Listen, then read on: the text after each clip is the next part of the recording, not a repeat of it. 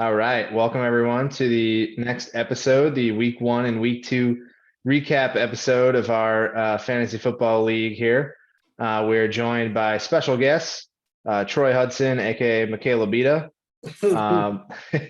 You've got your recurring hosts, Colin Hampton, Cam Cooper, and Nick Griner with you as well. Cam has formerly known as Vince. In case anyone's confused, the viewers are confused. So we're going to recap the week 1 and week 2 games and talk about the upcoming schedule here. Can we start off with the mention of how many Monday night muffs there were? Yes. Jesus Christ, I've never seen so many muffs on one night in my life. You want to elaborate? There's just a lot of muffs. I mean, it's pretty self-explanatory if you ask me. Which side of the ball were these muffs on? Yeah, whether it's a pun or a muff, I couldn't tell. Monday nights are filled with muffs. Well, on that note, should we rewind the clock back to week 1? I don't know if anyone has any kind of general thoughts on how week 1 went.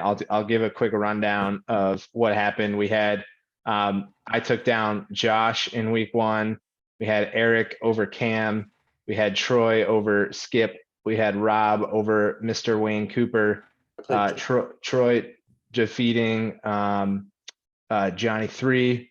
And then we had Moody over Willie. And then Cam, I know you've also got some median stats, but I believe we had a handful of people beating the median that week as well, obviously. Yeah. I think the median was the big player in week 1 and week 2. We saw 5 teams within 2.5 points of the median after week 1. I think not as many folks anticipated how influential the median would be in success of their team this year. So a lot of folks getting a little anxious on Monday night, aside from the muffs, but the median as well. Yeah, that was really the takeaway for me for week 1. I think going into the Monday night game, most of our matchups were kind of wrapped up in terms of like who was going to win the head-to-head, but there were like 8 teams that were sweating out the median, and some of us, like myself, came down just on the wrong side of the median, and we're hoping for some chaos and some fumbles to try and get us back on the right side of the line there.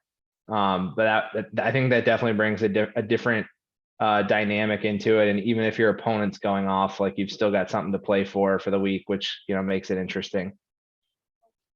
Yeah, man, I think the thing about the median is that always 6 people are over it and 6 people are under it. So, but that doesn't mean that only a few people are in contention. Anybody can be close to that median.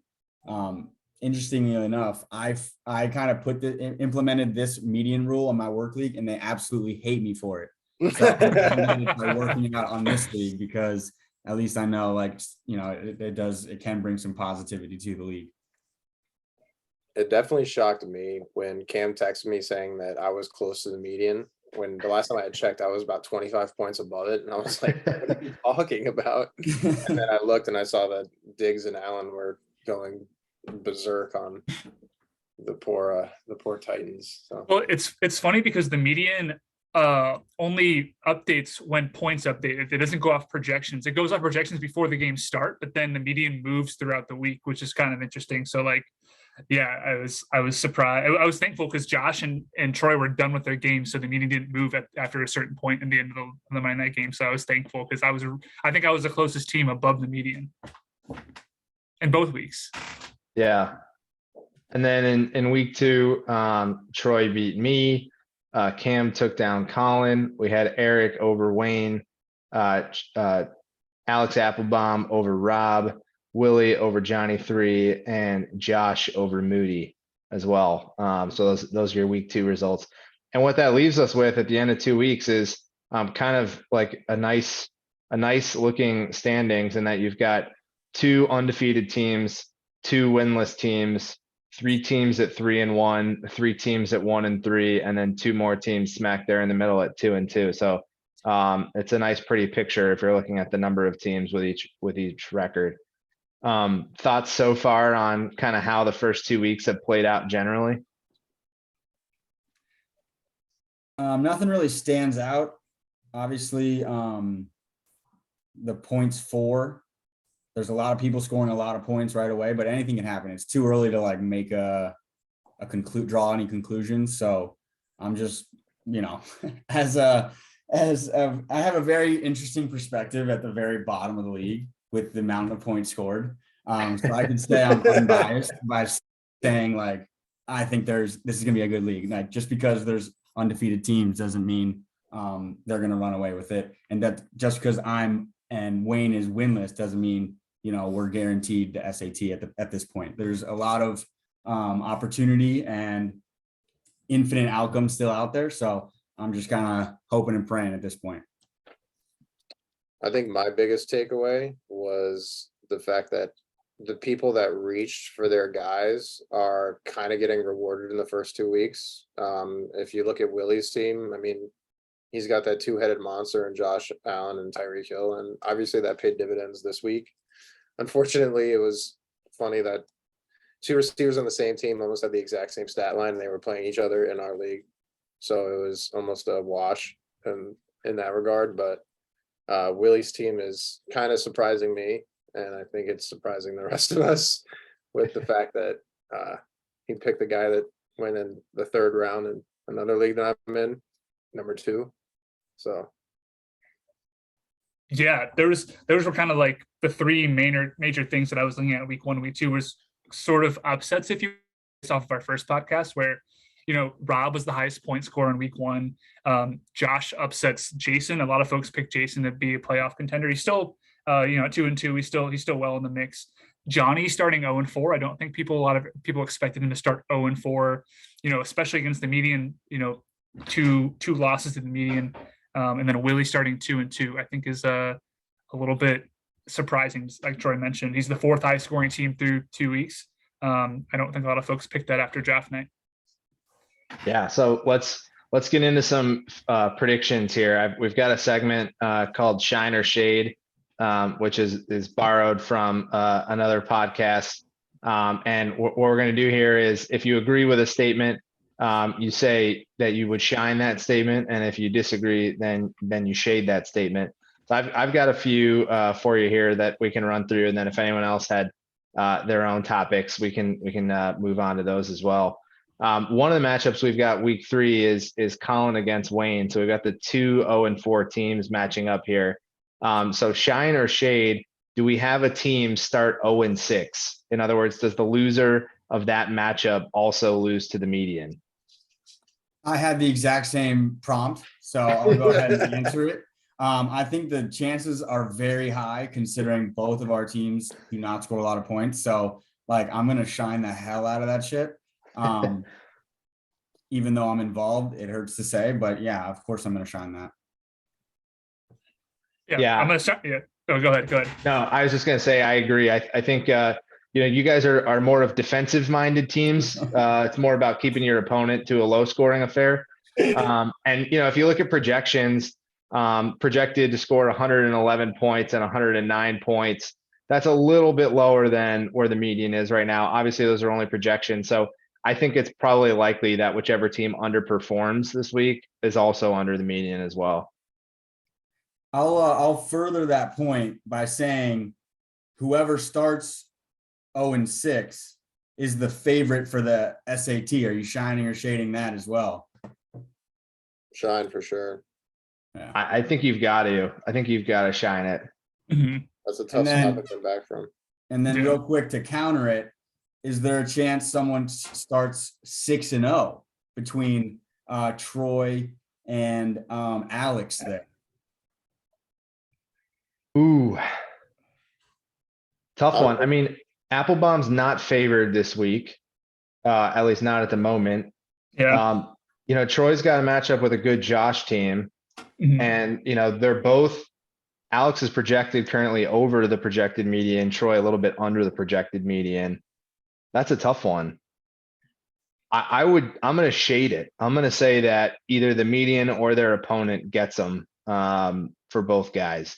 I mean, through 2 weeks, you've only seen 2 teams start 4-0. So it's really hard to win both matchups, consistently. Yeah. I'm gonna shine that somebody starts 0-6 because Colin and my dad are the two lowest scoring teams in the league. I think that they both have faced some injury issues in the first couple of weeks that might, continue that trend for either one, whoever underperforms. And I think that I'm going to shade also somebody starting 6-0. I think there's, if you look at this week, the closest game is within 6%, 50% split. So any of these games can go either way this week. I think this is the closest as far as projections go from before the week starts. This is the closest week we've had this year. I'm gonna definitely shine 0-6 for reasons that are obvious. I think that a few of the teams are lacking in certain departments. Well, we'll obviously get into that a little bit later. And I'm actually going to shine the 6-0 start. I think just talking about my team specifically, I think I've actually underperformed what I believe my team is capable of, considering I haven't had a lot of production from my QB1 or my wide receiver 1. So, and well, we're not going to. That's who I said would be carrying your team too. Yeah, exactly. So fair point. And it's always impressive when you beat the median, your defense gives up 11 points in fantasy. Yeah. When you're 11 points over, considering you would have been better had you not played a defense. Significantly better. Okay, so how about this one? The team who scored the most points through 2 weeks, we've already talked about, that's Rob. He could have scored 180 this week had he played, his best combination of players. Is Rob the favorite to win the league at this moment in time? I'm going to shade that. Go ahead. Go ahead, Jerry. Sorry, Cam. Yeah, I'm gonna shine that Rob has an incredible team right now, but I don't think it's championship material as of yet. I think he needs to make a few moves. I don't think he's made a single transaction since the draft, but no, that was one of my notes. Rob has a squad. I'm going to shade that. We see it happen every year, right? Rarely does the highest scoring team in the league actually win the championship. It really comes down to a couple of games in week 15, 16, 17. I've said this on the draft night. I say it now. I still think Troy has the best team top to bottom. I still think he's my championship favorite. So I'm going to stick with that. I think Rob very well might finish with the number one, points in the regular season, but I don't think he's a championship squad quite yet. Yeah, I'll say it as well. I'll piggyback with Cam. He was saying, just because he's scoring the most points right now doesn't mean he'll win. I still think anybody can win this thing. This is not in any way, shape, or form a foregone conclusion. So definitely shading that statement because I think anybody could still win. Next one for you. We had the waiver wire for the first time in terms of bidding for players last week. The next one will close later tonight. We had one team who spent a third of their Monopoly money in week 1. That was Eric. $25 on Jeff Wilson and $9 on the Pittsburgh Steelers defense. Shine or shade, did Eric spend too much of his Monopoly money in week 1?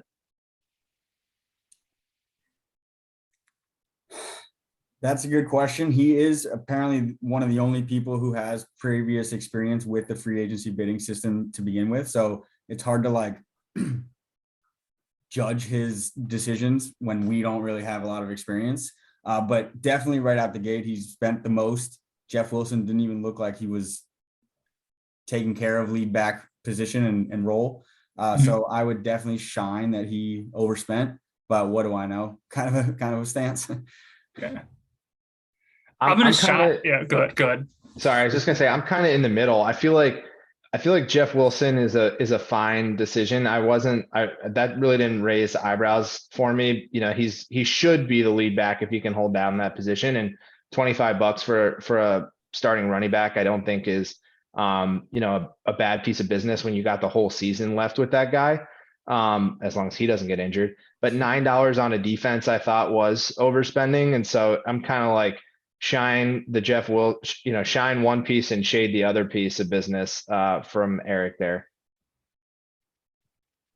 Completely echo that. I was going to say the same thing. I think there's going to be 3, 4, 5 if we're lucky situations where we see a starting caliber player become available through free agency or an injury like that. I don't mind that spend. I don't think anybody should spend any fab at any point on a defense, to be totally fair. I am not of the camp that spends waiver money on defenses when anybody can be streamed. Just spend that on skill players. So shade the D, shine Jeff Wilson. I don't want to be an echo here, but I completely agree. The thing I would say about the Steelers, they had just lost their best player too. Right. Mm-hmm. So I was hoping that they were going to drop to just the free agency pool. And I actually talked to Eric about that. And he's obviously confident in his decisions. He thinks that you are supposed to be aggressive in the beginning. It's the best waiver. So I think he was correct on Wilson. On the defense, nah. I'm still shining that he overspent, but he did make a free waiver wire for Wentz, and I think that kind of made up That for the thing. was Mhm. monstrous, I think. Yeah, so Yeah, huge. still shining the statement that he overspent, but like definitely, the Wentz thing helps. Yep. So we're through 2 weeks of the regular season now. We've seen a couple of injuries, maybe most notably Dak, although he's not going to be gone forever. Do you think we're seeing a downturn in injuries this year, or has it just been 2 weeks of kind of, not too many season-ending injuries for first and second round talents? Shine or shade, are injuries not going to play as big of a role this year in shaping the outcome of the league? I'll shade that because it's still early. Anything can happen. But also, I think these teams are also ramping up. Like, it's obviously the regular season and they're not playing it like preseason, but they're still ramping up. It would not surprise me if there's still major season-ending injuries for, quality players. So it happens to be that 2 of the players that got hurt already are on my team, and I only have 1 IR spot. So that's a tough one, but definitely think there's going to be more injuries. It's NFL. Yeah, I'm gonna shade that as well. I think the Trey Lance injury was premature for him to have a star role, but I think that he has tremendous potential, and I think he lost a really important year for him. And the 49ers kind of just dominated that whole situation with Garoppolo. I can't believe that they were able to restructure that and get paid off in week 2. So I know that's not fantasy relevant. I just had to make that note. No, that's a good observation. Yep. Yeah, I'm going to shine that actually. I think in 2020 and 2021, particularly 2020 during COVID year in NFL, we saw a ton of people like Saquon got hurt. We saw a lot of big time injuries through 2 weeks of the year. So, this is like a particularly down year, I would say, for season ending injuries this far into the year. And it's only 2 weeks, but 2020 and 2021 were pretty devastating as far as very early year injuries. So as far as what we've seen so far, I'm going to shine that. I'm with you, Cam. I'm going to shine it as well, particularly because it feels to me like more and more the move with running backs, especially, is to like manage their workload early in the season. And I think teams are seeing like they cannot just hand the ball off 35 times a game to a guy and expect him to get through the season. So, I feel like running backs is probably the spot where you see most of those season-ending injuries, just from over usage. And there's not really too many bell cows in the league anymore. Even like a lot of top guys, like frustratingly Eckler on my team, are giving up a lot of work to other running backs. So that kind of leads me to my next question. Through 2 weeks, there are no running backs who have scored 50 points, but there are 5 wide receivers who have scored 50 points in our league. Is wide receiver more important than running back now? I'm going to shade that. I think the fact that running backs are lower scoring just makes their value all that more important. You still got to find a guy who can play week in, week out and provide for you. The league is definitely more pass friendly, and it's trying to encourage point scoring and airing it out. But I think the fact that we're going to see wide receivers in general score higher points. I think that makes them even more of a commodity in a sense, because you can find players like Gabe Davis, who are going to drop 30 points in a week that you could probably find for value. Yeah, I think the fact that running backs are becoming rarefied is increasing their value.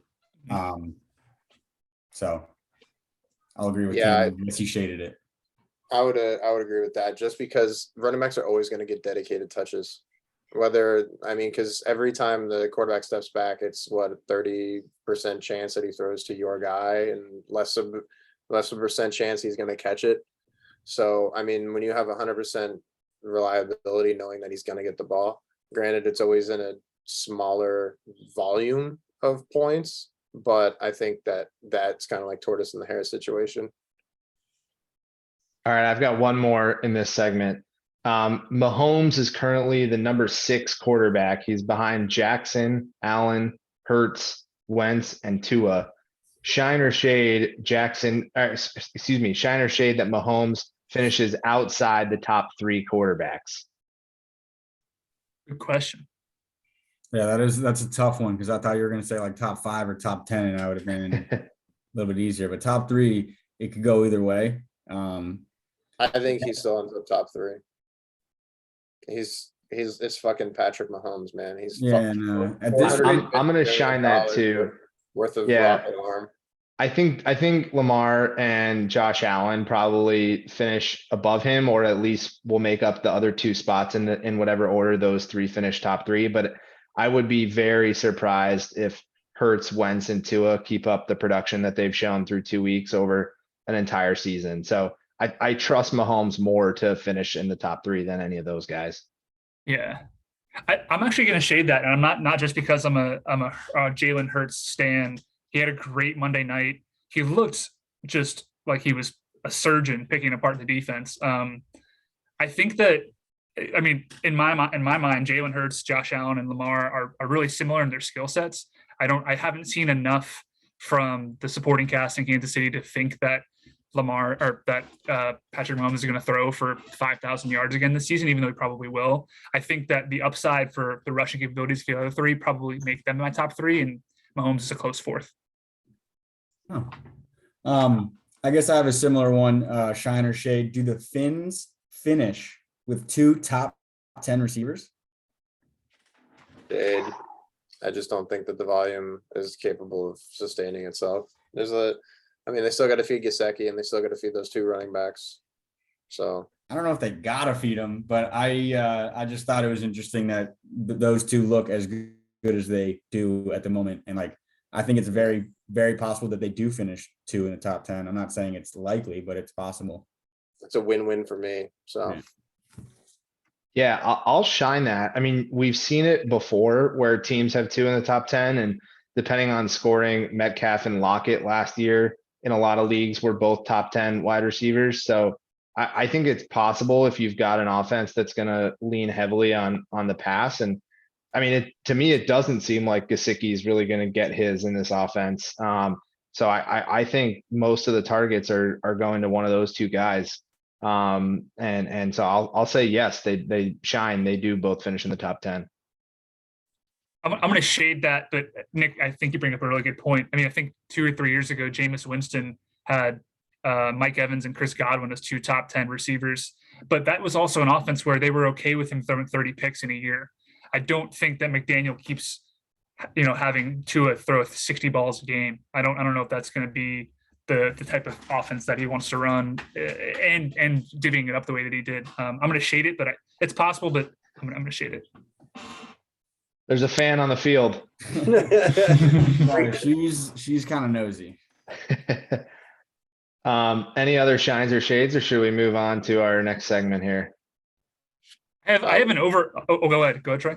No, I was going to say we can move on, so you can go ahead with yours. I was going to say I have one that's like an over under. I don't know if that's like the next segment we have. Yeah. Go ahead, lead us off. Okay. Yeah. So I'm really surprised that, because a lot of us picked Johnny to be a spearhead in the league this year as far as performance goes. My first over under is Johnny's 0-2 right now, head to head, and 0-2 against the median. Does Johnny have over or under 8 head to head wins this year? I believe we have. Wait, he's 1-3. 11 right? more games. Is that what you said? Johnny's 0-4. Sorry, he's 1-3. He's 1-3. Sorry, yeah. So Was you that think, win head to head or against the median? Median. Oh, okay.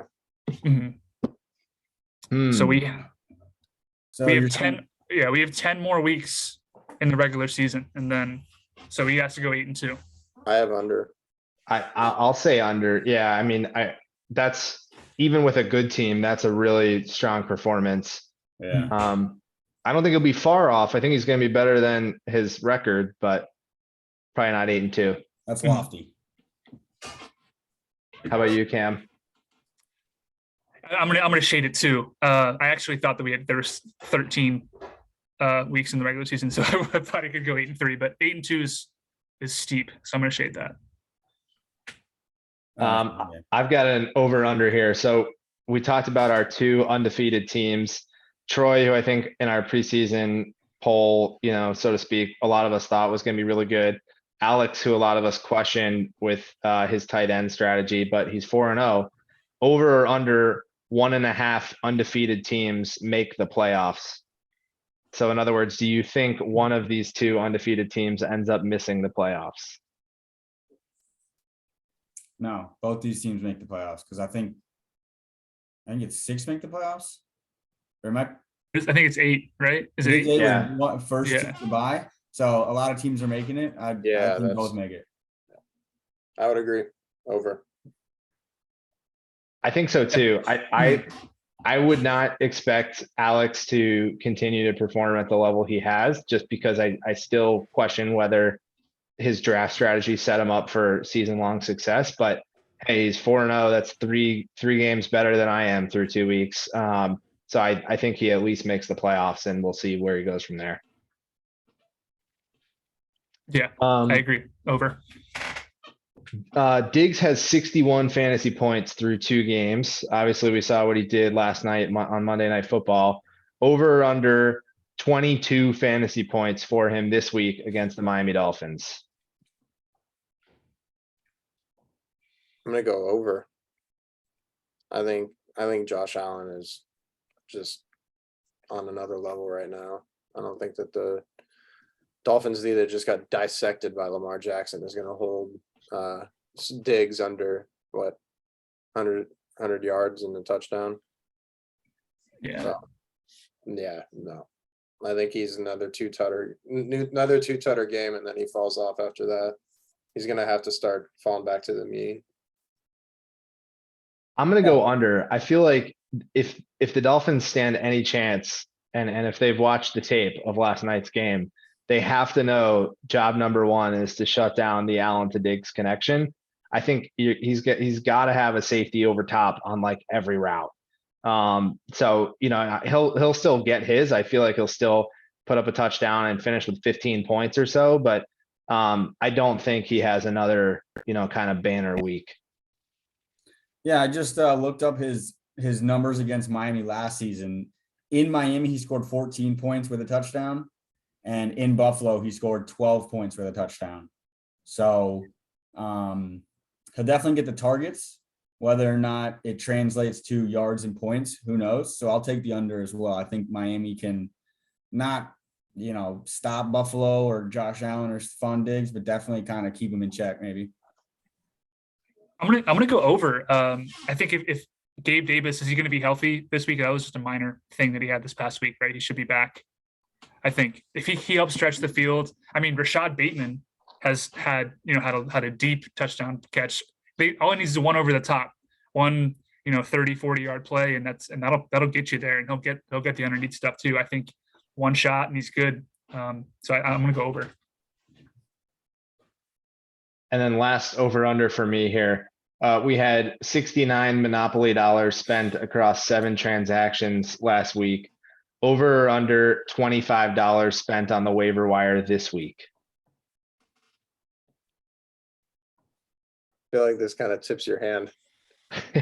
I'm gonna How go you under. answer this. I don't think there. I mean, it's week 1, so obviously there's a lot. Like you're seeing guys go full speed for the first time and seeing, kind of some injuries and a lot of things happen. I feel like things probably settle. There weren't, as we already talked about, many like long-term injuries where I feel like guys need to fill gaps. So I expect maybe more transactions, maybe more than 7 transactions, but probably less than $25 spent across those transactions.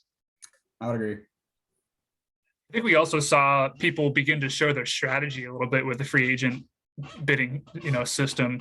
So I think other people realize, so who's going to be playing more aggressively? I guess there's still a little bit of like a regression to like the average of what's going to happen, I think. So, but I think we'll see less. I think we might see more transactions, but I think we'll, because there isn't really a star player available, I think, this week. But I still think that we're seeing folks kind of learn how to play that system. Sure, we've only gone through one round of it. Even though we've seen week 2, we've only gone through one round of free agency bidding. So that's definitely up in the air. I definitely think it's going to be under the 25, but maybe more transactions, like you said. But I have an interesting over under. So the best someone can go in this league is 24-0. Over under, somebody has 20 wins. Maybe I'll say 19.5. I'll say 19.5. Does somebody get more than 19.5 wins when you can go 24-0? I think under. I think in a league where all 12 teams are taking it at least semi-seriously, and I think most people in this league, if not everyone, are taking it pretty seriously. I just think it's hard to have that dominant of a team week in, week out that, even especially with the median, because sometimes I feel like you could have a guy who gets lucky, and catches some teams on bad weeks, and that helps his record. But I don't see a team with 20 wins. Yeah. It kind of pigeonholes you a little bit, right? Because you got to play against the median and your head-to-head opponent. I think you run into the issue of, especially if you have bye weeks that diversified across the season, you're gonna run into issues where your best player is not going to be available, and you're going to drop a week to the median. I think 20-4 is a valiant effort. I don't think it's going to happen though. I think I'm going to go the under. I'm going to go under as well, strictly because I thought I had a really good week this week, aside from my defense, and I missed the median by like 1.5 points or something. So it's going to happen. People are going to win marginally and lose to the median. And I have a feeling that there's going to be plenty of double-digit losses. That's fair. Since everyone said under the 19.5, what about 17.5? Can someone go like 18-6? Seems more realistic. Yeah, I would say yeah. That's, yeah. I'm going to say 17-7 is the best record in the league. All right. And along a similar line, because obviously this median really is a major factor in this. But the first week, the median ended up being 111. The second week, the median ended up being 122.9. Will we ever see a median that is 130 points? Where are we going to be getting that much scoring in a given week where the median is 130 over or under? Absolutely. I think yes. I would say over 100%. I think later in the weeks when lineups are going to have weird injuries and people are going to have like 3 starting wide receivers playing at once and going to get 30 bombs from each of them, and it's going to be one of those weeks where it's just fireworks across the league. I think we're getting towards the part of the season where defenses are going to catch up to the offenses. So I think it's usually like weeks 3, 4, and 5 where the point totals kind of diminish, but then right after that they skyrocket again because the offenses get back on track. So I definitely think over. I'm gonna go under just because these first 5 weeks or 5 or 6 weeks of the year, there's no buys, right? So everybody's playing. Nobody's having to reshuffle their lineups. Like everybody has their best guys out there unless they're hurt. And we haven't seen a ton of injuries, and if ones we have been targeted to one specific team in the league. So so I'm gonna say we're probably gonna approach 130, but I think the highest we'll get is 125 to 128. I agree. I think it'll come close. I don't think 122 will be the high, but 130. I don't know. That would mean a lot of teams having very strong weeks. All right. Yeah, those are my over-unders. Any others, or shall we move on to fill in the blank? We go in the fill in the blank. All right. Words were taken. Okay, so here's a segment where, I say a statement and then tell you where the blank is, and you fill it in with a word of your choice that, gives us a sense of how you feel about this statement. So playing against the median is blank. For a serious league, it's definitely beneficial. I have perspective because I'm in a league where we do like this. This seems to be kind of initiating a little bit more competitiveness. Whereas in my work league, I couldn't tell you how much shit I got for just like putting that rule in. I mean, part of it is they were mad that I didn't ask them to put the rule in and I just did it. And they were like, why am I 2-0 after 1 week or whatever? But also part of it is like, they don't understand that like, they like the fact that the best team can lose to the worst team. And that means that best team doesn't make the playoffs, like they're like thinking of it like, oh, well, that's how fantasy football is, So I definitely think it's beneficial for a serious league where it can be controversial for a unserious league. Yeah, I think the median system is just not for beginners. I think that if you were just starting out playing fantasy football, you would not like this at all because you would lose more than you would want and it would suck and you wouldn't really understand why. I'm going to say it's exciting. I think it makes me care a lot more about the other teams in the league. Not to come across as shallow, but like I'm watching Alex's game against Rob, on late Monday night. I'm really invested in other people's games, which I think is good for the whole league.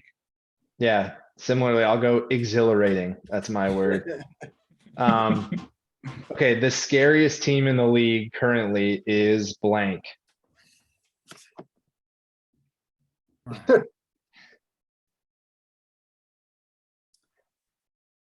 going to say Troy's. I've been on the Troy bandwagon. I think that hit top to bottom, there's nobody on his team. If his team is playing at firing on all cylinders, he can drop 160, 170 with ease. So I mean, if Cam Akers gets healthy, you see like Hunter Renfrow doesn't fumble. Amon-Ra looks like the sun god himself. I think Troy's is the scariest team to me. Yeah, I mean, Troy said it himself. His best players are the ones that haven't even performed to their ability yet, and he's still the second most points in the league and number 1 on the leaderboard. So I think that's the obvious pick for scariest team.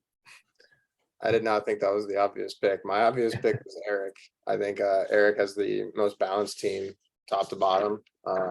When I went through and graded all the teams, he got the most of my A's. And I'd say that maybe 1B is Rob. I mean, I think Rob's squad it's a powerhouse. He's pretty balanced across the board. He's the only guy with 2 kickers though.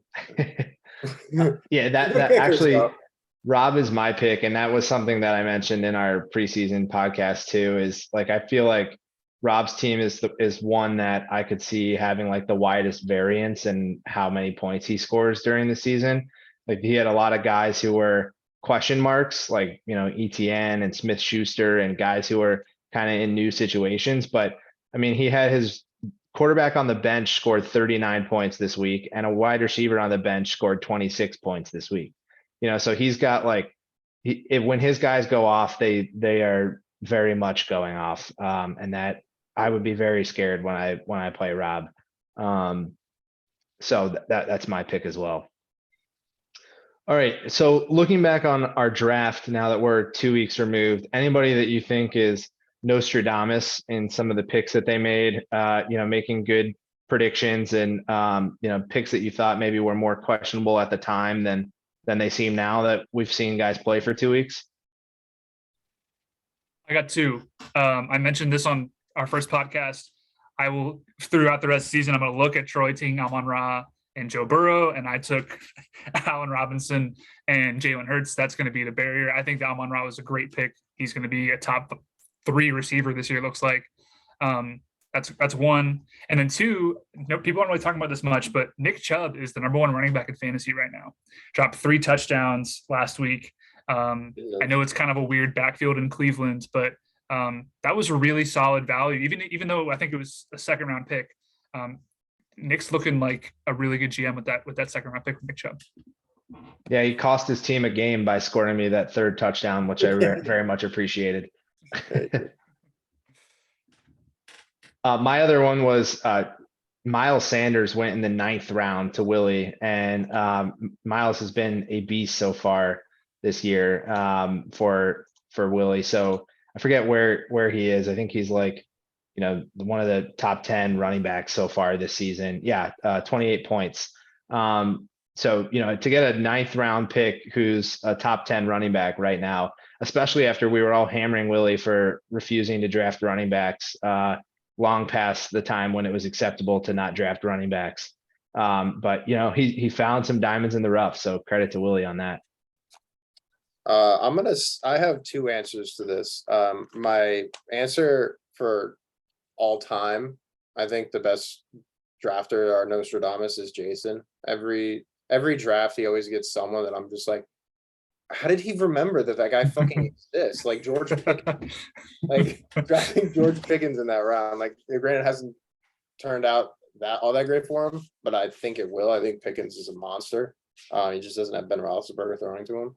And I think sneaky pick this year was Josh with Jahan Dotson. I think that was he got him real late, and he has 3 touchdowns already for him, and looks like he might be like the number 1 if it isn't for Curtis Samuel and Terry McLaurin and that extremely crowded Washington Redskins receiving room. Commanders. Oh, Jesus. You just got us canceled, Troy. I just got us $1 in the square jar. Hold on. Yeah, I mean, I don't know if I have a specific pick. I thought it was just generally who was the Nostradamus of the draft. So I picked Rob because he has the most points for. And as you said it, Nico, his bench went off too. So like if he's got all these guys going off, I mean, how is he not generally like the one who had the best draft, I guess, through 2, And I agree with that. to Rob, he hasn't picked up anybody. So everybody on his team is a draft pick. So just a couple more here. Next, do you want to hand out an injury bug award to anyone? Mine goes to Colin. I have great sympathy for his team. I think he's the easy choice through 2 weeks. It'll be interesting to see whether that holds up or whether anyone else steals your crown for the injury bug award. Yeah, I think that one, just because it's 2 heavy hitters, QB1, RB3, if you will. Also, Johnny and Jason seem to have had like some pretty major injuries. And then I give Nico a little shout because you're the only other team who is using your IR spot. So throwing points for Nico there with the injury bug award. I don't have anybody hurt enough to do it. Knock on wood right now. Knock on wood. Get out of here, bro. You're 4-0. What are you talking about? Well, to be fair, I didn't have an injury. I used my spot to stash Deshaun Watson. You're still using it. No one else is. That's still a good use of that spot. I had sneaky pick Johnny 3 because his running back got shot. Yeah. And he drafted a suspended guy in Hopkins. I mean, that's going to pan out for him because I think Johnny's going to have a good second half. Yeah. I said honorable mention Johnny. I mean, you look at we talked about him having the deepest wide receiver room or one of the deepest in the league. You look who he started this week. He had Pittman Jr. out, Chris Godwin out, Hopkins out, and Brian Robinson out. So he's testing the depth of his wide receiver room in week 2, just off injuries and suspensions alone. So, shout out Johnny 3. And who do you think has had the best and worst free agency business so far? Whether it's individual GM that you want to shout out or an individual move on the free agency or waiver wire? I have quite a few notes here, but I can run through them quickly. Obviously, we talked about Eric's 25 on Jeff Wilson and $9 on a Pittsburgh defense. That doesn't look great on paper, but it looks like Pittsburgh might still be good without their best player. Still shaky about Jeff Wilson, but the free Wentz pick, money right there. I spent some money in the free agency wire, but like those players did nothing. I literally had a quarterback scored 1 point and a running back scored 2 points. So that's tough look. Johnny, I think overspent on Samuel just because no one else bid for him. He spent 15 on him. I think. Yeah. Because no one else. because no one else bid for him, that's 20. an obvious overspend. He might be good, whatever, might be worth the 15. But at the moment, no one else bid for him, so he could have got him for free. Troy spent $10 on a backup running back. I know Najee Harris was hurt, but that seems pricey in my opinion. Josh, I think, did well with Duvernay and Peoples-Jones, I believe, for free, or maybe $1 on Duvernay. Nico, the Everett tight end pick, phenomenal. Great And then pick. Jason with getting Corey Davis also for free. Yep. Is just money in the bank.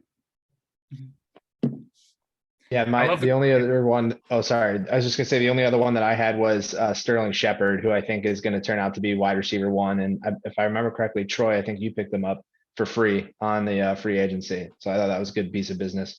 Thank you. Yeah. Even though I don't necessarily agree with how much he spent on Jalen Warren, I was looking at Jalen Warren and hoping that nobody else was even thinking about him, and I was going to pick up him in free agency.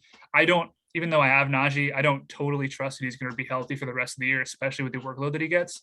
That could end up being a big ad, and it could end up paying dividends down the road. I like Jalen Warren ad, and then love the Corey Davis ad. I actually added Corey Davis in my other league when I saw that he was a free agent when Jason added him, and he already scored a 40-yarder in his game this past weekend. So I think sneaky ad by Jason. So do you have any overreactions or underreactions? Anything that has kind of jumped out at you as themes through 2 weeks? My one for you is, do you think that having your FAAB money, and not spending it, is that overrated or underrated to kind of hold on to your money, or spend it? What are your thoughts on that?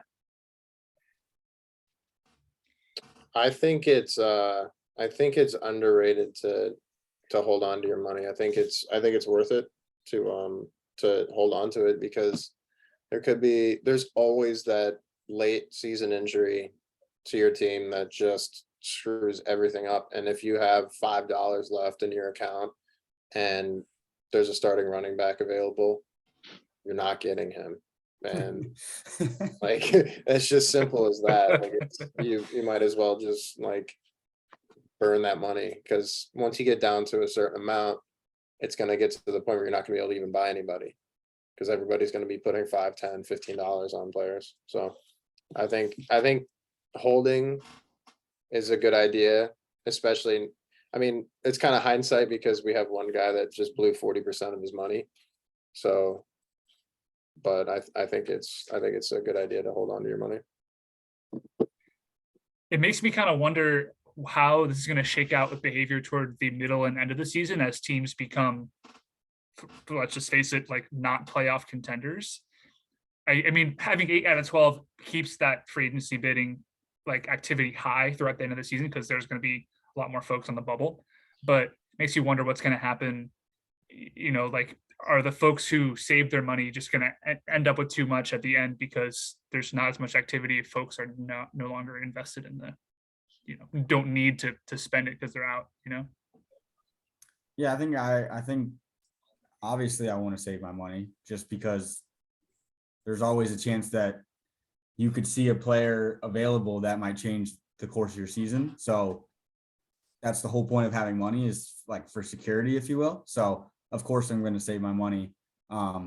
Obviously, even with 2 major injuries down, I didn't even spend that money. Whereas Eric didn't have that many injuries and he splashed. So obviously we'll see how it plays out, but of course I'm going to save my money. Yeah. So last year, I want to turn the attention to our guest, Troy, and give him a shout out for the homework that he did in preparing for this. He graded each team by position on the curriculum scale of A to F. So I just wanted to give him an opportunity to kind of point out some surprises or some of his favorite grades that he's given out to particular teams at particular positions. So first off, thank you, Nico, for appreciating my hard work. I spent a lot of time on the couch looking at my sleeper app when I was normally looking at my sleeper app. But first thing I did note, the team with the highest overall grades, like they didn't have like the lowest variation and highest grade, was Rob. He has the lowest grade he has is a B-. and that's for his wide receivers and kickers. But overall, his team is surprising. The lowest grade on here, the only F I have, is Mr. Cam Cooper himself for his tight end department, because he has scored a whopping 0 points for his What tight end department? Yeah, he has literally no tight ends at all. And he drafted Kittle, which if he would have asked me, I would have told him to stay far, far, far, far away from George Kittle. But on the opposite end, I honestly thought Kmet was going to be one of the surprises of the season. I thought that was a great pick.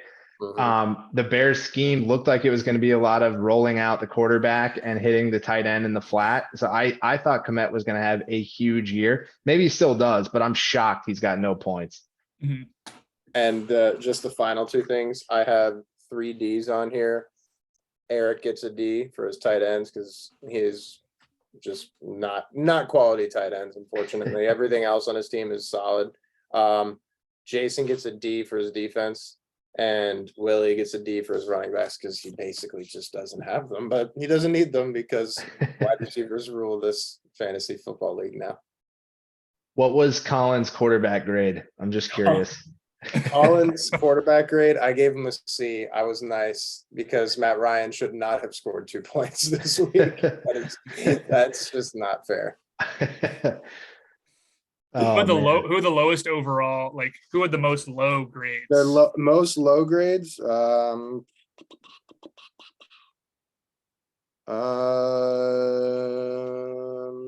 be me or Wayne. Wayne. 3 C's. Yeah, it's Wayne. C+ for his kicker, though.